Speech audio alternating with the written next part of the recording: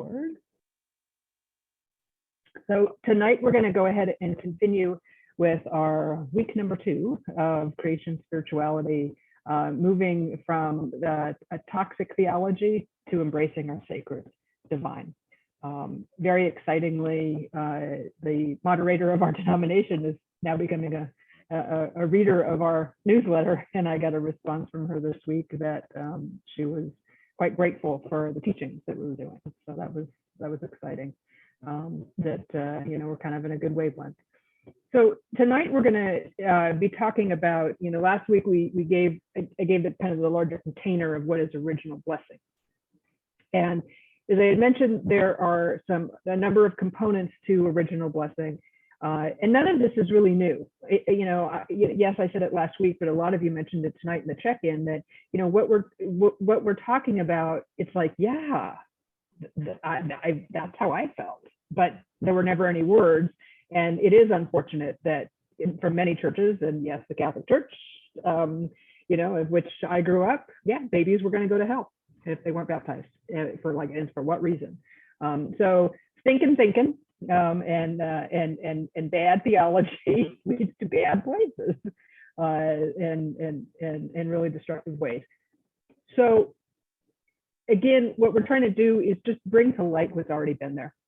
And as I said last week, this whole concept, when you hear different parts of it, you're really going to realize that in just about every indigenous culture and in every indigenous faith around the world, this concept exists.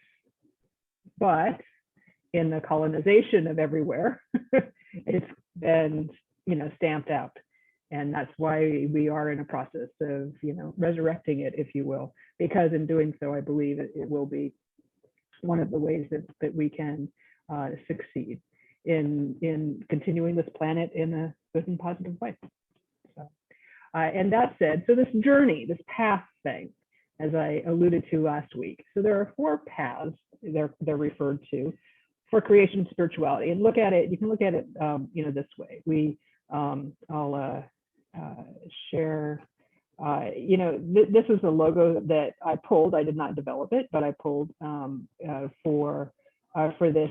And as you can see, it's not a straight line. It's not going from point A to point B, but a Mobius strip. I don't know if any of you remember this. I remember this as a kid, and we learned how to make this, and we were taught that, this is the infinity symbol, and, it's like God has no beginning, no end, which is true.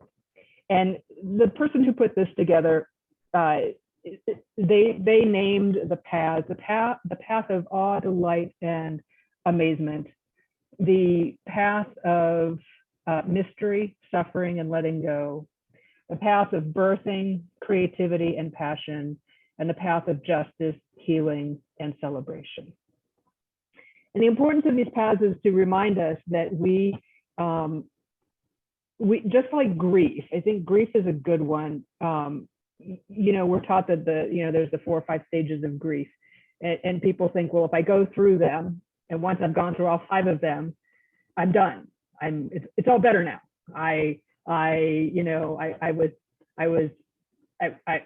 denied it. I was angry. I did the bargaining with God, and so now I accept it, and all is well and good, and life can move on. So anybody who's lost anybody lately, is that how it works? No, it isn't. It's a continuation. Okay. And the important thing about realizing that in regards to this journey that we'll talk about is we need all parts of ourselves, and we need all parts of God.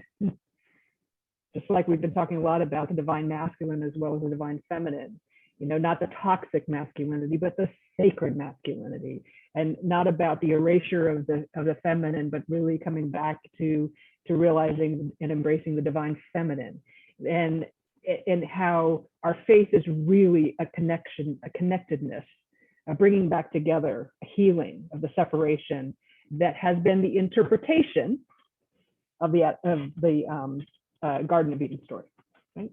That where there was this great separation, and things fell apart after that. I can agree with that. When we separate ourselves from God, we fall apart. And so our journey is to find our way back. So to go through, so these paths were articulated for us to find a way to do both. And when we're in a place of pain or the chaos of the world right now, right, and the violence that we're witnessing daily, moment by moment on TV, it can lead us into a complete state of despair, right? We stay in any one of these stages where, and I'm going to don't know if you can hear me, but I think I froze.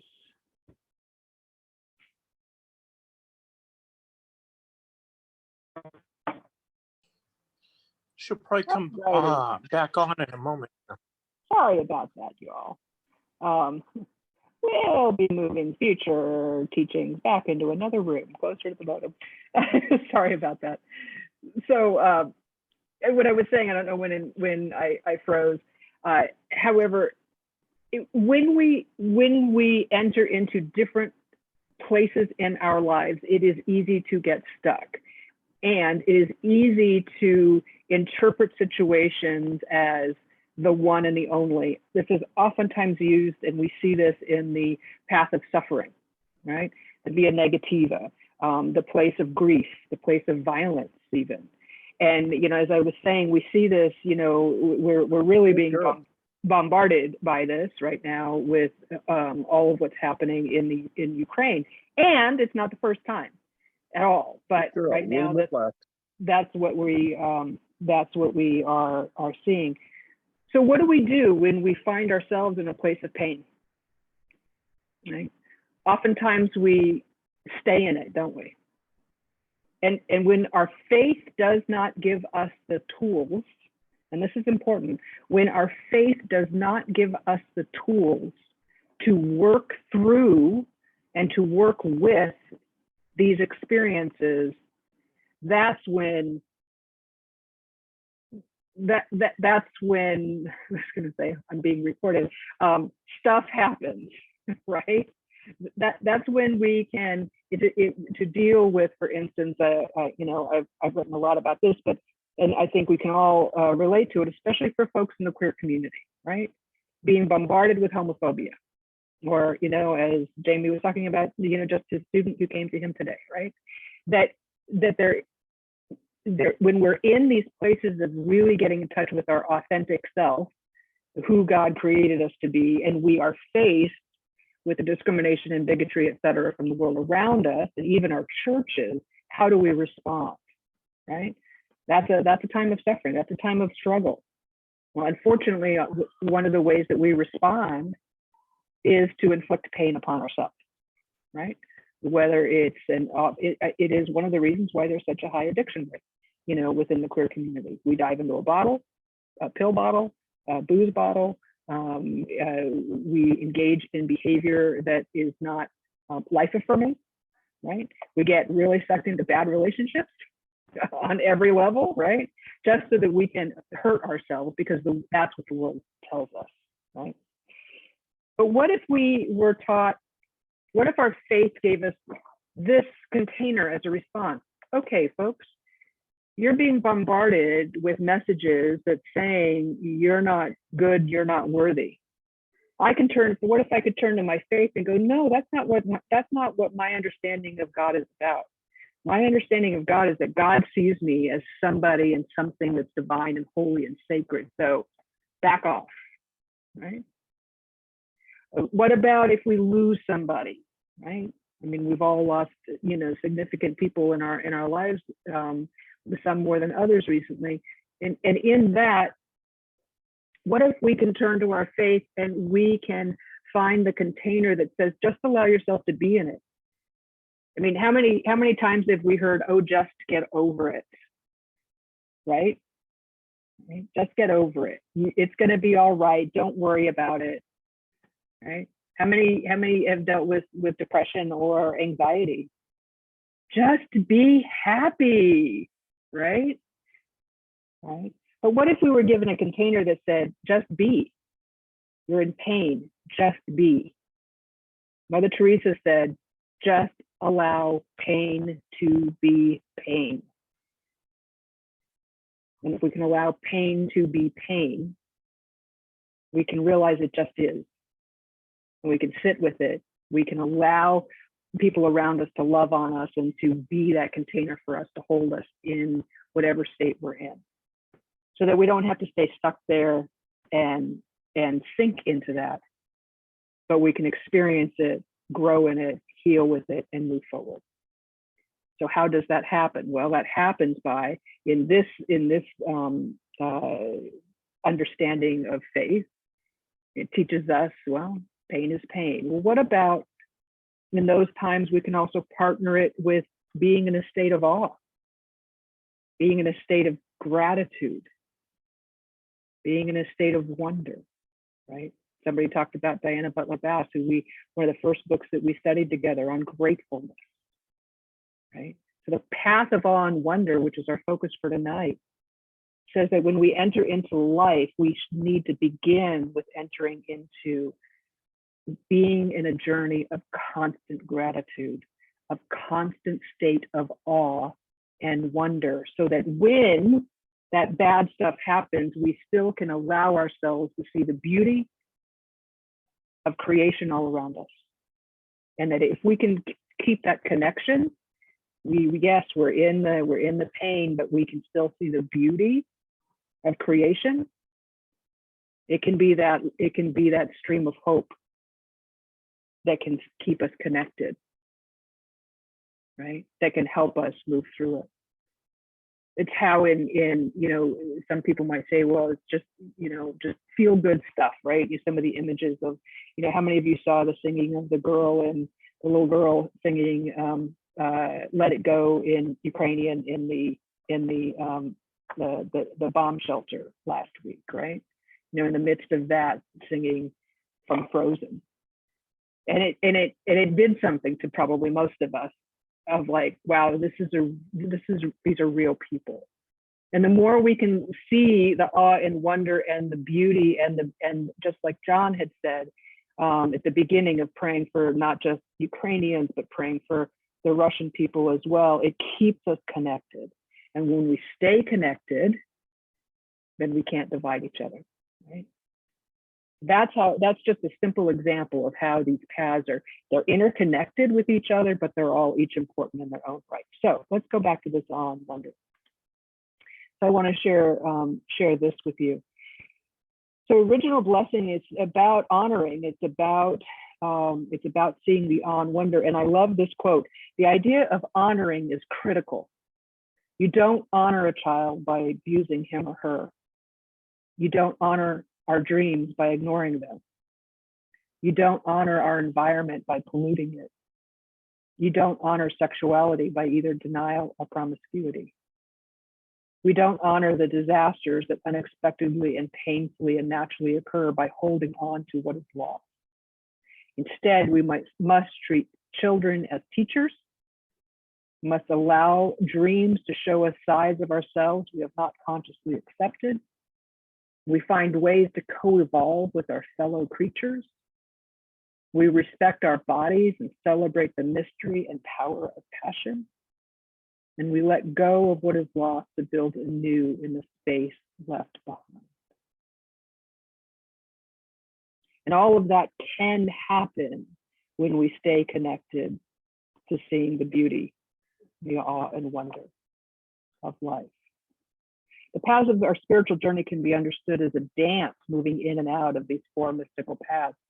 Now, there's many ways before we get specifically into awe and wonder and beauty. People have named these things different things. So, and I really liked what, I'm going to share with you some different ways people have looked at it because I really want you to get the idea. Some have called it awe, delight, gratitude, joy, known as, Matthew Fox has written it, via positiva. Uncertainty, suffering, letting go, also known as the via negativa. Birthing, creativity, passion, known as the via creativa.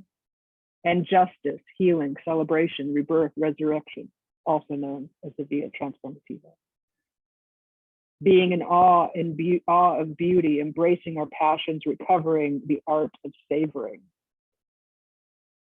And the negativa, letting pain be pain, being open to receiving receptivity and emptiness, meeting God in the darkness and pain, finding connectedness in our pain, also known as compassion. And the Via Creativa, giving birth to our internal images, co-creating with God, befriending our own divinity, and honoring the Transformativa, the interdependence of all things, justice for all things, and us, the cosmic Christ. And while they are named as paths, they are not to be seen specifically linear, as I said, but continuing. Another name, path of what we love, without saying why, path of silence, pain, and suffering, path of creativity, and the path of relationship. And they've also been referred to as moments of awe and wonder, moments of emptiness and letting go, moments of creating an intention, moments of transformation. Okay. And whatever name or imagery feels most comfortable, via, path, memories, or seasons, an important point about these paths is that they are all fluid. One is not to get stuck in any one area. In our culture, we see ourselves as goal-oriented. We are on a mission to travel from point A to point Z. And once we reach our destination, we have succeeded and have arrived, never to return to where we had begun. The paths instead remind us that there will be times of great transformation in our lives, but it takes the complete journey to arrive at that place, and we will again return to times of challenge and heartbreak. However, if we can reframe the painful times of our lives and find more holistic ways to process these times, we can get closer to the divine instead of feeling alienated from the source. The same is true for all of the rest as well. If there is a goal for traveling these paths, it is to allow oneself to delve more deeply into the sacred and to build one's foundation solid enough as to give strength to the journey as the seasons change. Does that any of that resonate with you?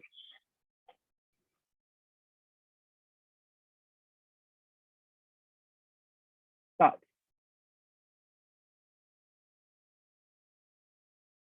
Deb, go ahead and unmute yourself. I'm sorry. It's okay. Go ahead. I like what you were explaining, having that jar or bottle, what it was, and staying in there, not physically, but working through versus beating. Well, I'm using my own words now, but beating myself up. Where if I'm bringing God in there with me, then I'm getting the words and the help and the good feelings. And I really like that. I'm going to use that, bringing God into the container with us. Oh. I like that a lot. Beautiful. But that's where we're supposed to be doing. That's our. I mean, she is the one that we go to hold us up and to learn. Right. So I'm done. Thank you. Other thoughts, Patricia? It kind of struck me what you said about the path being about the path and not about the destination. And I have on my wall, I have the footprints saying, I know a lot of people, it's a famous quote, that I dreamt I was walking along the sand and there were two set of footprints, and where God was walking with us. And sometimes there was one set of footprints, and that's where God was carrying us, not where God left us. Yes. But I was thinking about that as you were talking about that, and I want to make sure that when I see that saying that I think about the journey and the journey that is life, and looking for where is God on this path that I'm taking as I'm making footprints right now. Is God right here? Is God under me? Is God holding me? Is God carrying me? Is God beside me? Is God playing the banjo, accompanying my dance? Yeah. Yeah. Yeah. Very cool. Wow. Excellent. Thank you. And I know Tom's, I think, has used this imagery as well. And you know, for myself, the imagery that I've had of life is that it is a spiral, right? And you know, there's something. Just think about something happens in your life, right? And then we go on and we learn, heal, grow, blah blah blah blah. And then something, interestingly enough, we come back around to similar type experiences, right? And maybe it's a similar ouch, but we've got more tools in our toolbox. And there's an awareness like, oh, I've been here before. And how's God been with me in the past? What did I learn? What tools did I get? And then we continue on and we continue on. And so we spiral through our journey. So that there's going to be really exciting things, and there's going to be painful things and exciting things and transforming and creative things. And each time we go around in this, we learn more and we grow more. And with that completeness, we're able to, doesn't mean we're not going to hurt. Doesn't mean, you know, just today, I was having a conversation with somebody that, you know, I had a reaction to something and I was like, okay, but because I've been around, I've been in the spiral enough, I was able to go, okay, this is real stuff for me. But this is my stuff, not the other person, which was really a good, you know, and I was able to say, hey, you need to know that something just got ouched, which you have no responsibility for. They didn't do anything, but the situation made me tap into, you know, like, okay, I've been here before, ouch, ouch, ouch, but take a deep breath, you know, and figure out where God is and where's the lesson.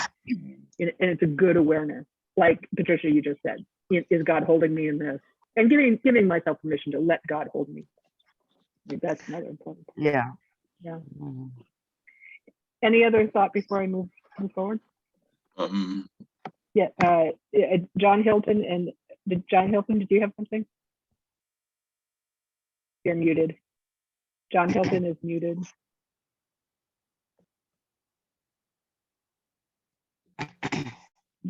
There you go. Yeah, I can hear you now. Right. Okay. Go for it. What I'm getting out of those four, the one that means the most to me, or has the most interest for me, is the sense of awe. Yes. Yeah. Yep. Because I'm good on gratitude, Mm-hmm. but it's the sense of awe, applying that instead of the stress, right? Instead of the despair. You're right. Thank you. And to the other John. Yeah, as you were sharing, I was thinking of rituals. And we've really lost meaning of rituals in our culture. You know? And I've been fortunate in different stages of my life. There were communities and rituals were powerful. And in those situations, because of the container of all of you and all the mirroring back to me and all the authenticity, what I was able to do was I was reparented.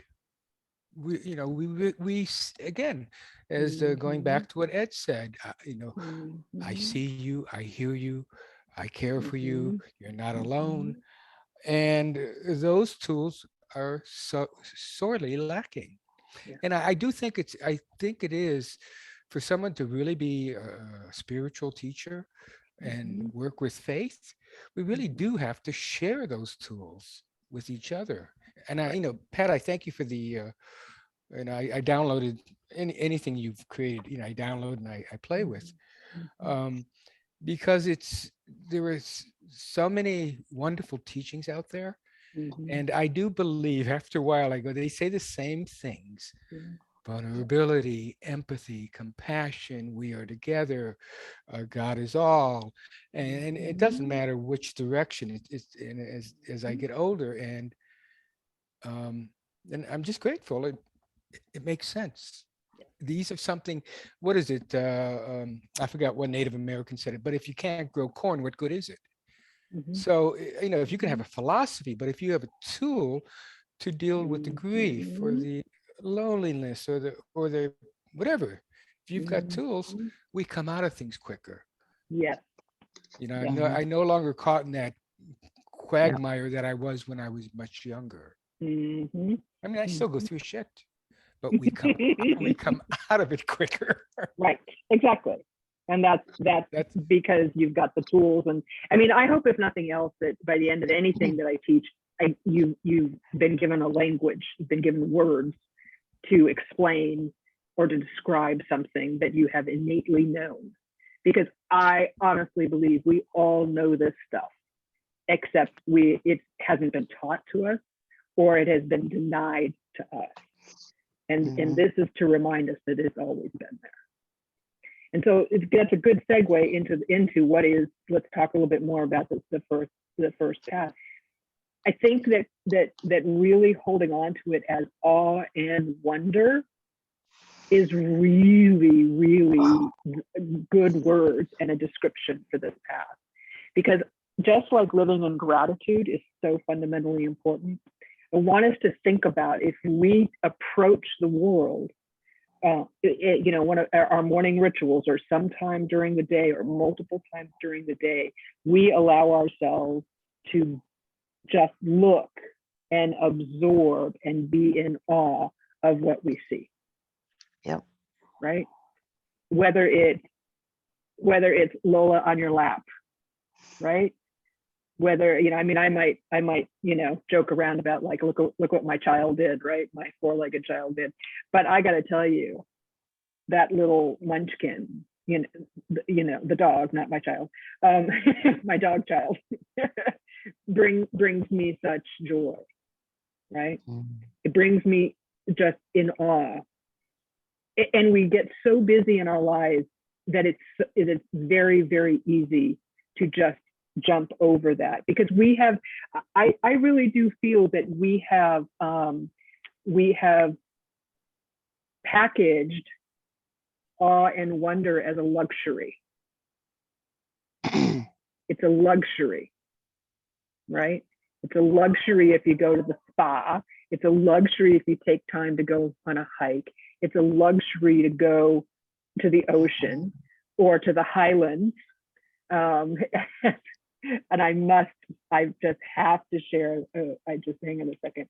I'm just gonna have to share this. To go to the highlands where our dearest Jamie was this last weekend. I mean, I saw this and went, how can we not know God exists when we are in places such as that? And the other is we need to make time to see the awe and the wonder of nature, of creation, right? Even if we live in concrete, but to take the time to stop, and I'm not joking about taking the time to stop and see the weed that has worked its way through the crack in that concrete on the sidewalk. And if we just stop for 60 seconds and absorb that, there's so much spiritual teaching in that, right? But even in this vast concreted life, the creation can still happen. Right? Let me think about what that, I can tell you what that does for me. If I stop and just allow myself to absorb and go, wow, or whoa, and I don't mean W-O-E. I was having that conversation with somebody earlier today. I was talking about, we're going to talk about awe and wonder and whoa. And they went, W-O-E? No, W-O-W-E. And I'm like, what? I haven't heard it spelled that way, but okay. But when we do, we get to the base, we get to the foundation of who and what God is. think about a time when you were in an odd, it could be when you spent time with a loved one, right? Could have been when you were teaching and a kid got it, right? A student got it. It could be, you know, think about it. Give me an example or two of when you were in just awe of something much bigger than yourself. Just brief. Yeah, Nancy, go ahead. Okay, when I was in awe was during a healing mass at MCC, and it was you, and behind me was Reverend, I can't say the name now, but they went to San Diego. But anyway, this was this amazing awe because you were, I felt like the spirit was coming through you, coming into me. I didn't feel like I was going to fall down, but it was a healing mass. And you said words that you have no idea what was going on in my head. I didn't even talk to anybody about it. And you were saying these things that were healing. And I was in awe of the healing. I was in awe of just the great spirit that was there. So, and that's my awe. Good. Thank you. I've got 3 or 4 experiences I'd like to share regarding that. Right. I used to go, as I told you, I was not raised Catholic, but years ago over in Hollywood, there was a Catholic church called St. John Vianney's, and they had a 40-voice male choir, paid choir, that sang the entire Mass in Gregorian chant in English. So you didn't have to know Latin to understand what was being said or sung. And they sang the whole Mass. And that was one of the most awesome religious experiences I think I've ever had. And I went every Saturday at 5. You'd have thought I had been baptized a good Catholic boy, because I was there every Saturday at 5 o'clock for Mass, because it was just so enriching and so fulfilling. So that was a religious experiment.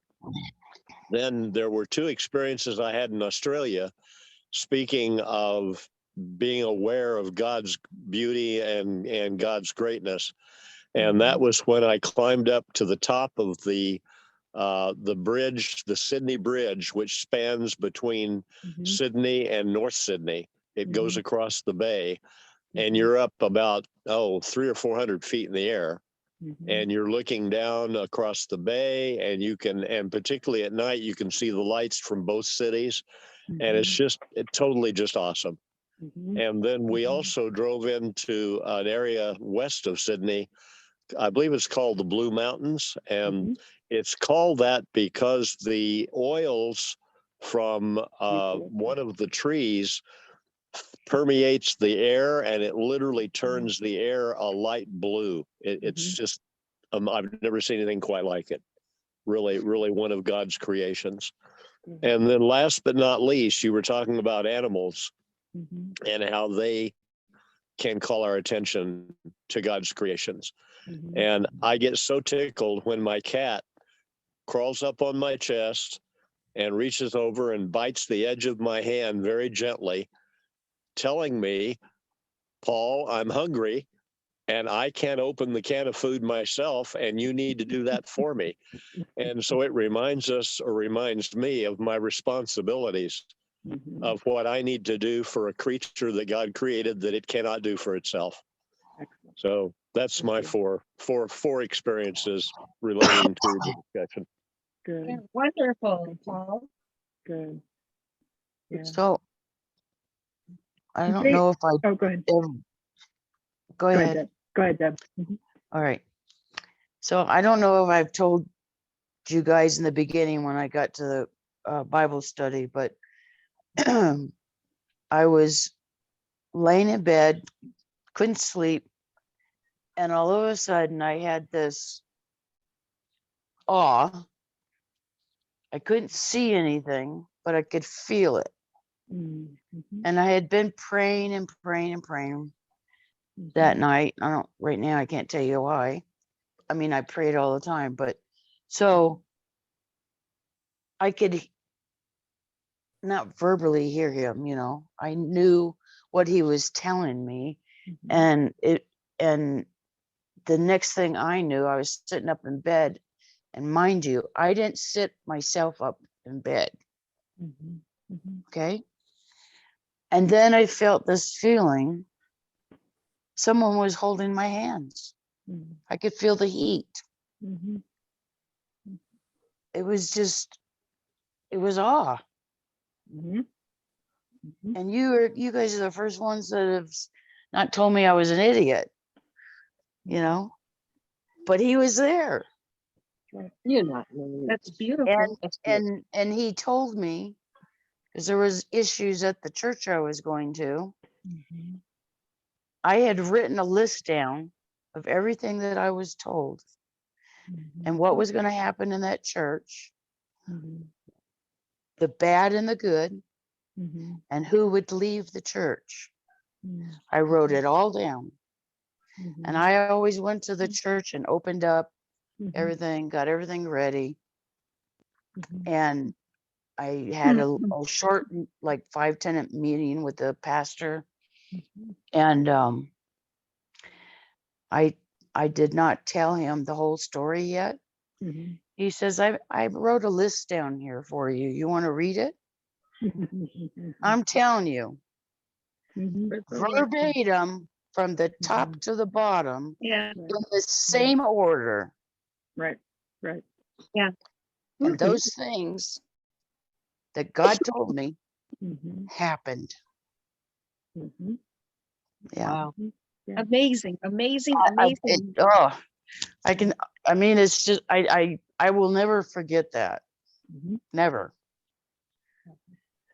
My hair on my arms were just like, Oh yeah. What a beautiful experience. yeah. Great.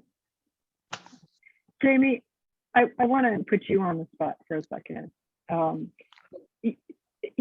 What is it like for you to go to the places that you do and take pictures of and post? Like, what was the experience? What was the experience for you when you saw all those places? Sure. With that place that you saw that I was at the weekend is only about 45 minutes away from my home here in the city. And we were there for, that was our Valentine's weekend, because it's cheaper to go away in March than what it is in February, you know. So the pound's not doing too good at the euro at the moment.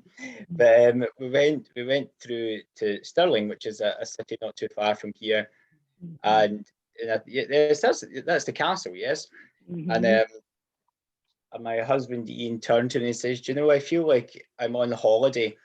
You know, even just getting out of our own city for, you know, a couple of days was nice." And that was the church that I went to. The previous picture on the Sunday, and that's my husband. And that's Ian. I'm always at awe of him every day.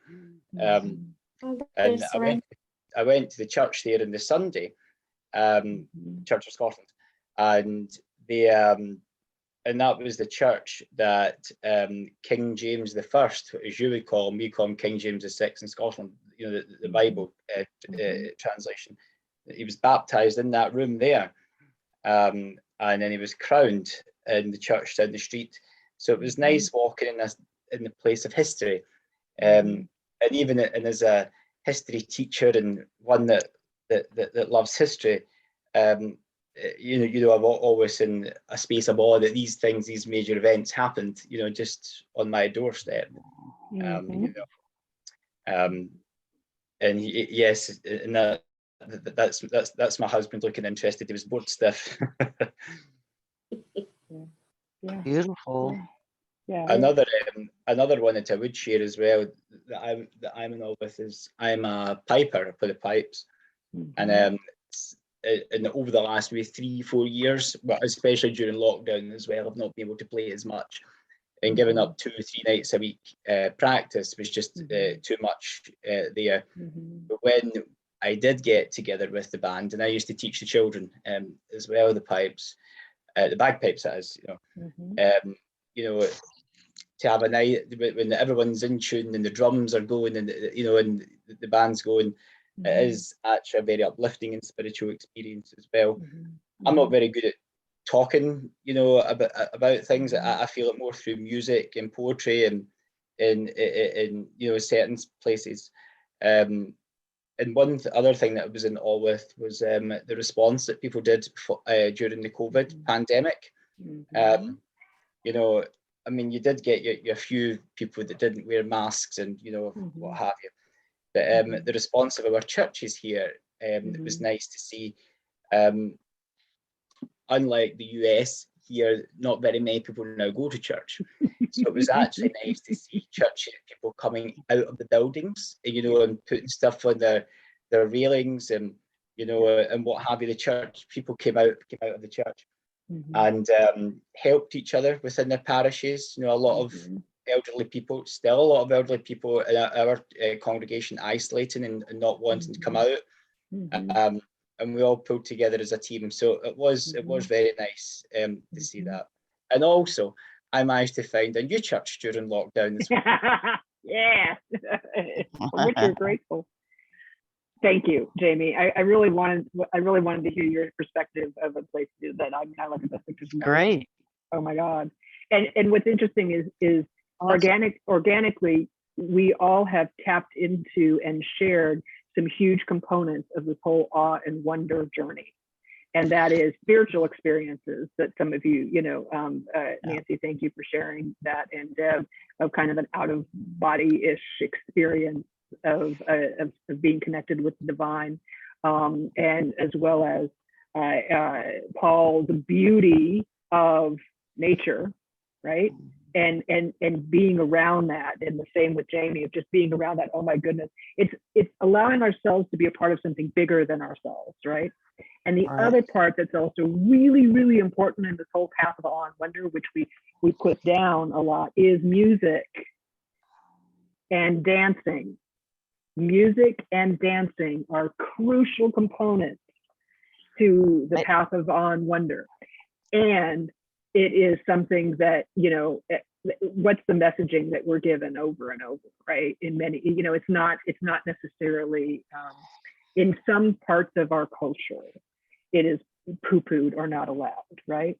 But when we get into, and we really allow ourselves to get into and out of our heads and into the movement and into music and instruments, it gets deeply connected to the divine. Why is it that drumming has been taken away from every indigenous culture when they've been colonized? I love drumming. We did it to the indigenous peoples of the Americas. We did it to people who were enslaved from Africa. We took it away from the Druids in Europe.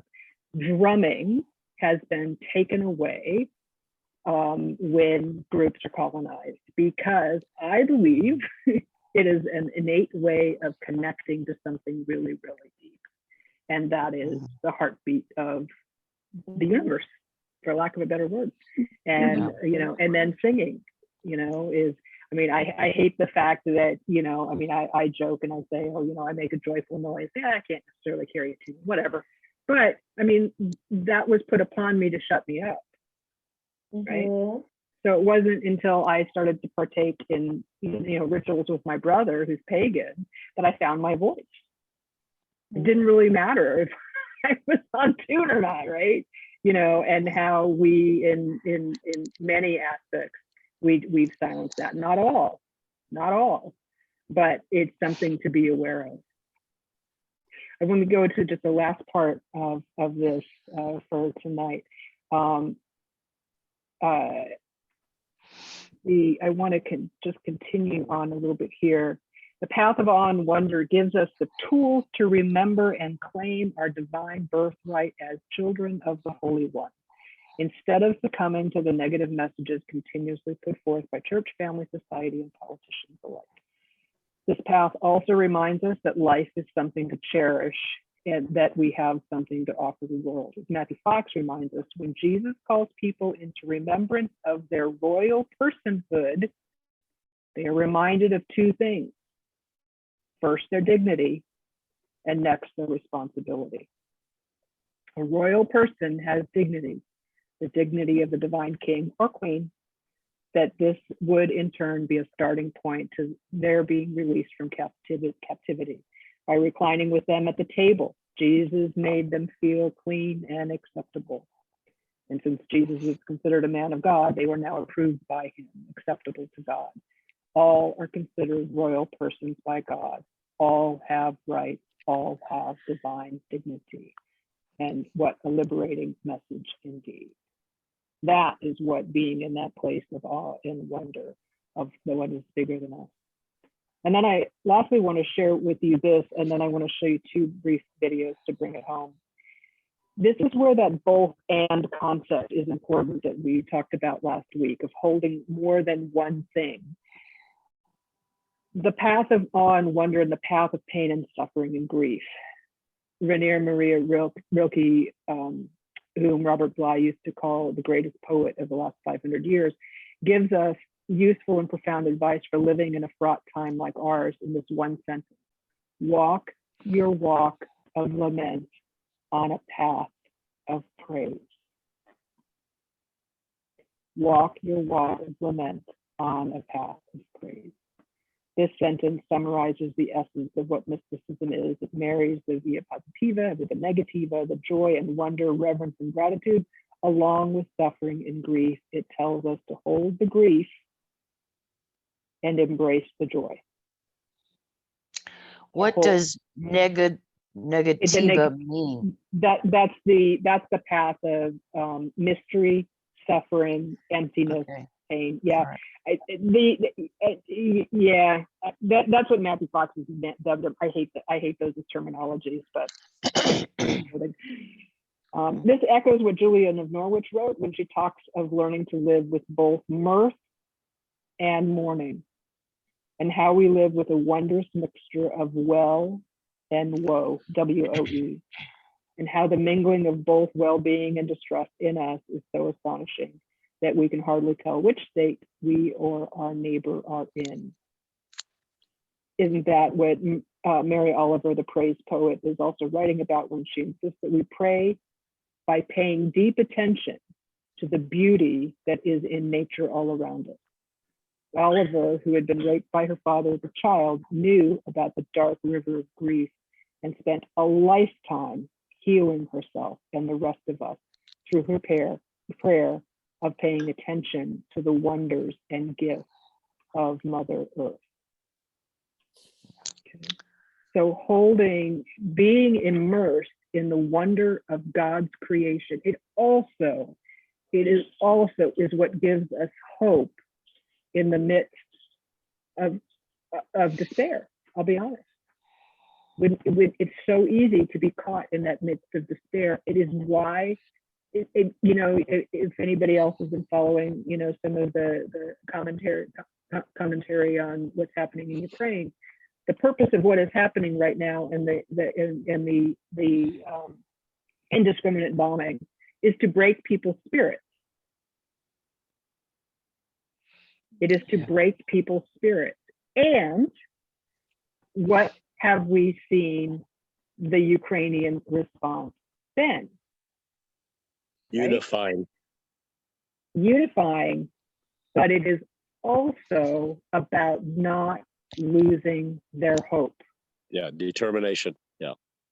And one of the ways that has been done is by staying firm in the foundation of their faith, right?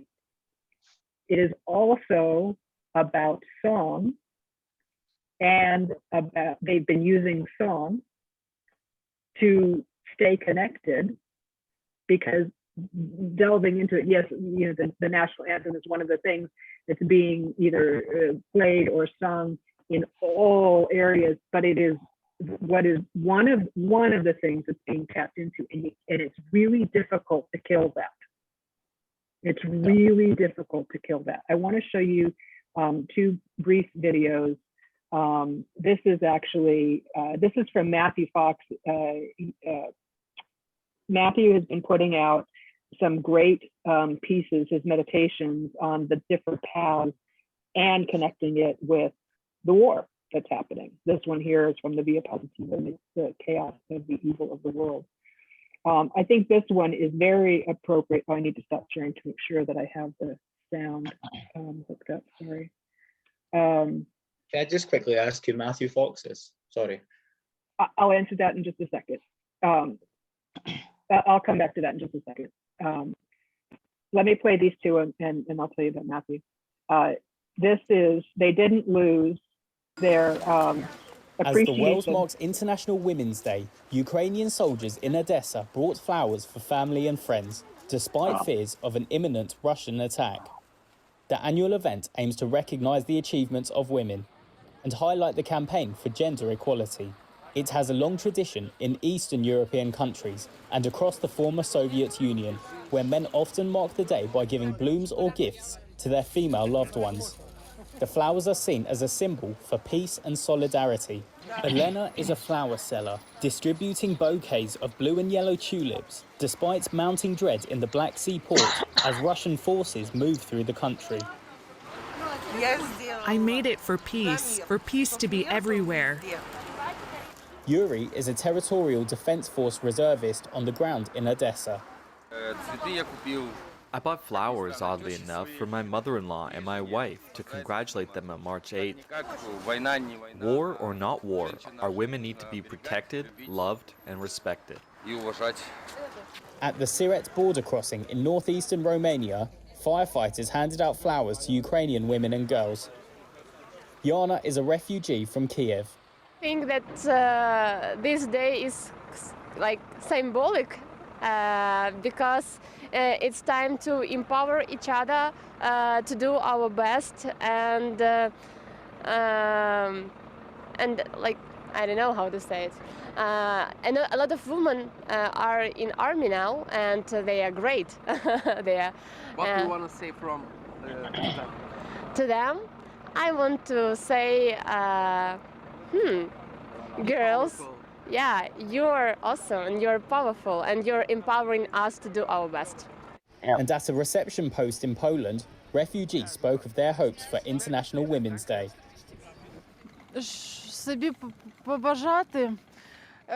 My wish, first of all, to all the women of Ukraine, what we really need now is strength, faith in our army, and that we will return, all women, children, to our home country, because we love it very much.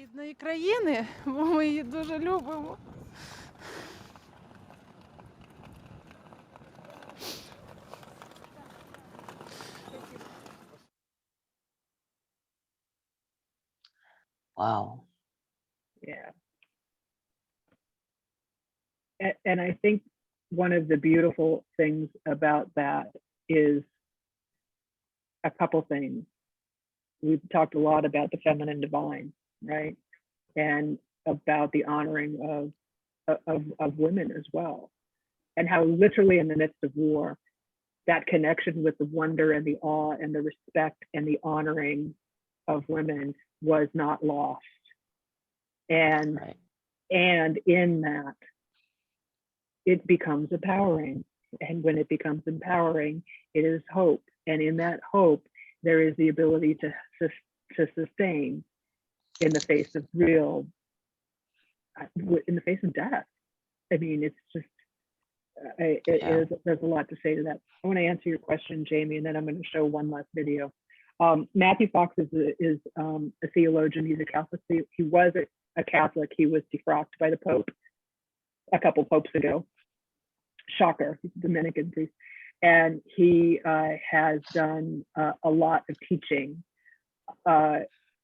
just amazing teachings all over the place. And he is one of the ones who has, he articulated, he didn't create it, because again, this is old stuff, but he articulated and really has brought to the forefront the concept of original blessing, has articulated the paths, etc.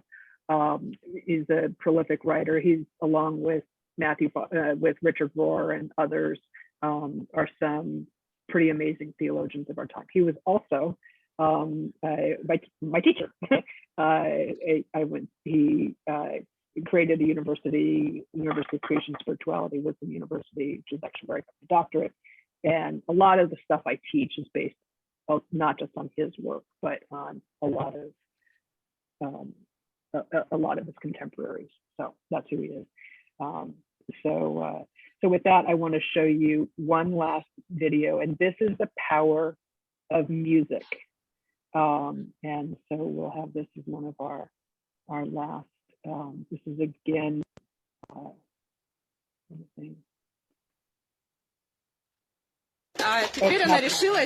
Not that one, sorry.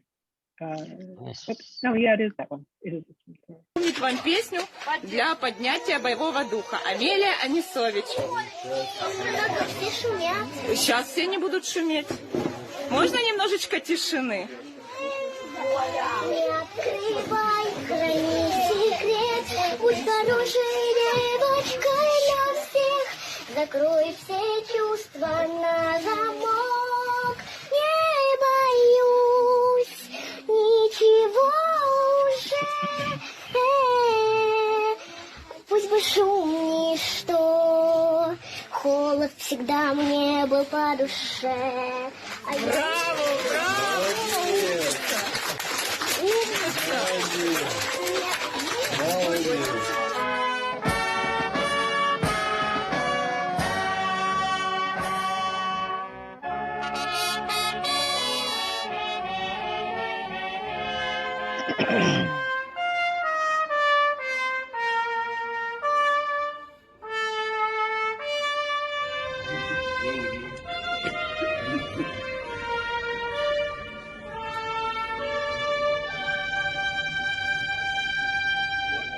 Слава Україні!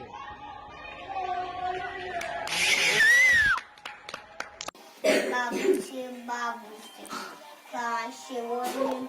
Бабусі, бабусі, голубко моя, як добре, бабусю, що в тебе є. Ой, у лузі червона калина похилилася. Чогось наша славна Україна зажурилася, а ми тую червону калину підіймемо, а ми нашу славну Україну хе-хе розвеселимо.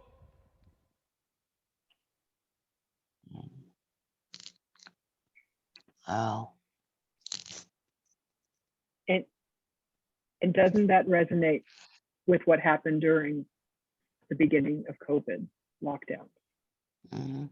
Whether it was balconies in France or New York, or I'm certain in Scotland, and everywhere, people came out and sang, right? And created music for others to hear. I don't believe that it is a coincidence that times of great tragedy, as well as other times, but in times of great societal angst, the tapping into music and dance and movement is also healing.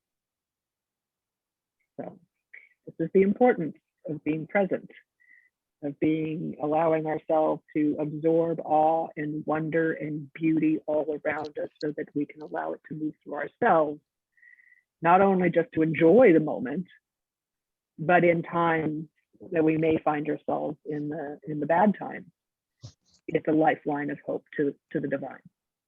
It keeps us connected to the divine and to one another. So with that, have an awesome